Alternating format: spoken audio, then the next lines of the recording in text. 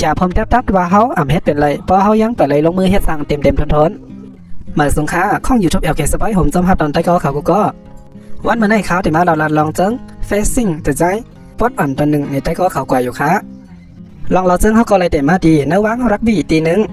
เมื่อจมรักบี้เขาตึกอบกลมกันอยู่นั่นจังมีก้อนหนึ่งลากขึ้นมาว่าคู่ค่ะคู่หันว่าปีในจุ้มเวสบิวเขาเป็นหือไว้กำนั่นจังมีทางก้อนหนึ่งลากขึ้นมาว่าจุ้มเขากัดแขนเลยเขาเต้ในทางอยู่กำนั่นคู่เขาจังถามก่อนเป็นหัวหน้าจุ้มว่าป้อนนั้นอันเดแค่แข่งปอกในสู้ไว้ใจซุ่มเย้าจังใจปลอกกำนั่นปลอกก็จังตอบขึ้นว่าเฮ็ดจังหือก็เฮาถึงแต่ซุ่มอยู่นะกำนั่นคู่ก็จังห้องเอาหัวหน้าจุ้มเขาปลอกแลตั้งลูกจุ้มเขาเจเรมี่สู้ลุกขึ้นม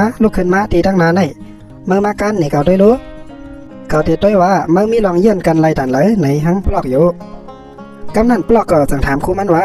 30 ปี2ป้อหืออำนั้นก็50 ปีแน่ปลอกจัง10ลัดแทงว่าเพราะอำแมกเอาไว้ตั้งหลังได้50 ปีก็เลยอยู่ยาวกำนั่นคู่จังลาตีปลอกว่าเมื่อแต่ไรแมกเจเรมี่กว่าจ้อมเขายุ่มย้ำว่าเมื่อติ้นเฮ็ดไรก้อยกาเมื่อโหลพันความมันแก่นเขาว่าเมื่อโหลไรเฮ็ดเต็มทนให้มันถึงที่สุดปลอกตอบว่าเลยอยู่คู่ลาแทงว่าเฮาถึงที่สุดนะปลอกก็จังตอบขึ้นว่าโอเคครูจังลาตีปลอกแทงกำหนึ่งว่าเทไรเฮ็ดให้มันเต็มทนถึงที่สุดนะในแทงกำหนึ่งอยู่ปลอกก็จังขึ้นตอบกว่าแทงว่าโอเคข้าเด็กคัดใจเฮ็ดให้มันเต็มที่สุดกำนั้นครูจังบอกลาดมันว่าเพราะนั้นก็เลี้ยวก้อยกามีทางลองหนึ่งเฮาเดี๋ยวพาปิกตาสวยปลอกจังถามครูมันว่าย้อนสังขากำนั้นครูก็จังบอกลาดมันว่าเกาอ่ำคาเมื่อย่อมกันเมื่อเส้นตั้งเตียนมาตึกสืบไปก่อนเลยอยู่สืบเส้นนั่นครูก็จังใจให้ปลอกกลมลงเสใจให้เจเรมี่นอนไว้ตั้งหลังมันกำนันคู่ก่อจังใจเฮปลอกการกว่าตั้งนาเลยที่อ่ำเฮโหข่าวแรงงอกศอกไลเตอร์ถึงลิ้นเมื่อย่ำหลังนั้นคู่ก่อจังลาดมาว่าลีเต้ปลอกก็กะย้อนด้วยตั้งขัดใจเมื่อฟังรู้เมื่อเฮ็ดลีเต้ปลอกเมื่อสืบก่อตั้งนาทางติ๊กเลยอย่าไปกึดอย่าไปลืมเมื่อสืบก่อติ๊กเมื่อพังย่ำหลังนั้นลูกจุ้มเจออันนั่งอยู่ไว้ตั้งหลังเจอนั่นก็จังลาดขึ้นมาว่าเฮ้ยไอ้ในอ่ำเฮ็ดเป็นไรหรอมันถึงอ่ำกว่าถึงไรมันถึงอ่ำเฮ็ดเป็นไรในอยู่ย่ำหลังนั้นก็เป็นคู่ก่อจังสั่งเฮปลอกสืบก่อตั้งนาติ๊กอย่าไปกึดอย่าไปลืออย่าไปซุ่มอย่าไปย่อมกันซ้ำมาเตะไรยินขอก้ามันเปิ้นถังเรียกว่าเฮาอ่ำเฮ็ดเป็นไรก็เย้าเมื่อปลอกการไล่มาไก่ต่างๆอย่างนั้นมันก็เจ็บมาเฮอมามอยมาเสมันจังค้างเสถามครูมันขึ้นมาว่าไปถึง50 ปีค่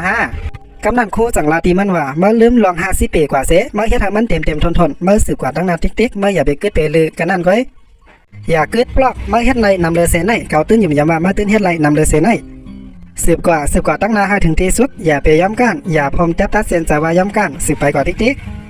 เจอลูกจุ้มอันนั่งอยู่ไว้ตั้งหลังเจ้านั่นก็หันจังหนังนั้นเสตึกลาดว่ามันอ่ำเฮ็ดเป็นไรมันเต้นอ่ำกว่าถึงไรในอยู่ติ๊กครูก็จังลาดปันฟังมันเป็นแห้งใจมันพกตื่นสติมันอยู่แต่เสลาดให้มันสืบกว่าตั้งนาติ๊กอย่าไปสนใจข้อความอันเป็นทางพี่เท้าเมื่อปลอกคัดใจเสสืบกันกว่าตั้งนาติ๊กอยู่นั่นจุ้มแจ้นเขานั่งว่าอยู่ตั้งหลังนั่นไล่หันว่าปลอกในมันการไล่ป้นกว่า50 ปียาวแลเขาเจ้านั่นก็เป็นอันอ้ามอ้อหลงกว่าเสอ่ำเป็นโคอ่ำเป็นยุ่มออกมาเขาก็จังอึ้งเลยกว่าเด้เมื่อย่ำหนังนั้นคู่ในจังไล่หันว่าปลอกในมันสืบเฮ็ดไล่ลีเลอเสในมันสืบกว่าไก่ไล่เลอเสในในทางเสจังจะให้ปลอกในสืบการกว่าตั้งนาอยู่ติ๊กเมื่อย่ำหนังนั้นปลอกก็เป็นอันเจ็บแก้นมาเต้เสจังข้างป้องออกมาว่านักเตะเย้าแห้งเตะมดเย้าอ่ำสืบไปกว่าตั้งนาไล่แทงเย้าก้อยกาก็เป็นคู่หันว่าแห้งอ่ำไปมดตึกสืบไปกว่าไล่อยู่ในแหละจังใจให้มันสืบกว่าตั้งนาติ๊กอย่าไปกึดอย่าไปลือกว่าให้ถึงที่สุดเฮ็ดให้ถึงที่สุดในอยู่ปลอกก็จังข้างป้องขึ้นมาติ๊กว่าขาดเจ็บหนาเย้าขาดเลยแห้งหนาเย้าคู่ก็จังสืบลาแทงว่าเกาหู้อยู่ว่าเจ็บเกาหู้อยู่ว่าเลยแห้งก้อยกาเมื่อเตะไรสืบกว่าตั้งนาติ๊กเมื่อเตะไรเอาใจเมื่อว่าเมื่อเตะไรไว้ใจแขนแข็งเสเอาใจเมื่อเป็นแห้งใจเมื่อเสสืบกว่าตั้งนาแทงติ๊กกึดแห้ง30อย่างก็เย้าเมื่อสืบกว่าติ๊กเมื่ออย่าไปกึดไปเลยสมาเจ็บก็เมื่อเยื่อเอาเมื่อสืบกว่าติ๊กมันอยู่ที่จังเฮาก้อยเมื่อสืบคัดใจเสกว่าตั้งนาติ๊กจำเดถึงยังหมายเย้ากำนันเจ้าเป็นลูกจุ๊บนั่งอยู่ไว้ตั้งหลังเจ้านั่นก็แล้วก็นั่นจังลูกจุ๊บขึ้นมาเสไปเข้ามาหาลอ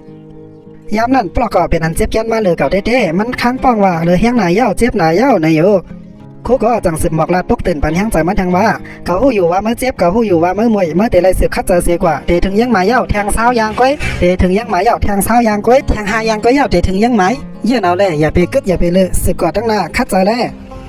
วแทง2ยางก็เย้าแทง1ยางก็เย้าลื่นสุดยาวปลอกก็รายการมาถึงที่ยังหมายและยังหมายอันที่ว่านี่ก็มันไกลเลย50 ปีอันที่ลาดไว้เมื่อวันตั้งนั้นก่อนกำนั่นครูก็จังมาต่อหน้ามันเอาแผ่นอันตานั่นออกไว้เสลาดีปลอกว่าเมื่อมื้นตาเมื่อด้วยแลปลอกมันนำใจว่าเมื่อการมาไล่50 ปีก้อยการเมื่อด้วยดีๆรู้อันไหนเมื่อการมาถึงดีขอวางมันกำเหลียวอันไหน ปลอกเมื่อไรหันจังหนังนั้นก็มันเป็นอันอึกนึกใจมันกว่าเต้ๆกำนันครูจังลาดว่าปลอกเมื่อเป็นผู้เล่นที่อันมีแห่งอำนาจต่อจุ้มเฮานำที่สุดพอมือเฮ็ดในพังห่างเป็นก้นยอมซุ้มกันก็จุ้มเขาก็ได้เป็นก้นยอมซุ้มกันจอมมาเสียหมดเมื่ออย่าลาดว่ามีแห่งไหนนำเหลือเสียอันเก่าหัน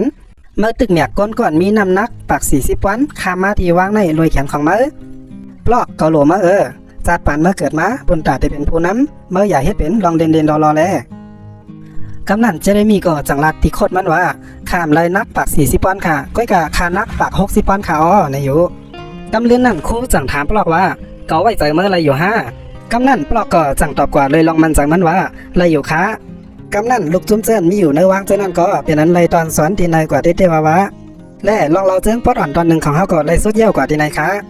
แต่ก็เขาไรถ่อมเย็นเย้ามีลองตั้งคุยหันมีลองตั้งหันถึงจังหนังคือในก็ปันคอมเมนต์มาอุบลัดต่อกันได้อยู่ลองสั่งเสียมว่าพอเฮาปะได้ลงมือเฮ็ดสร้างอย่าพมเตบตัดว่าเฮาเฮ็ดเป็นไรลองสั่งเสียมว่าพอเฮายังไปไรเปิดใจเห็นฮู้อย่าพมเตบตัดว่าเฮาฮู้ไรจำหนังทุ่งความมีไว้ว่าหมอโลเห็นเป็นโลฝึกก้านปอดึกนึกปอลับไหนเฮาแต่ก็เขากูก็มีแห้งใจตาต่อสู้จัดปานแลถึงที่ออกมาไล่หนังกันกูก็จังก้อยฮบทบกันลองเราเจิ้งโหมาแท้งนับยำใหญ่นั้นเสมาสงค้า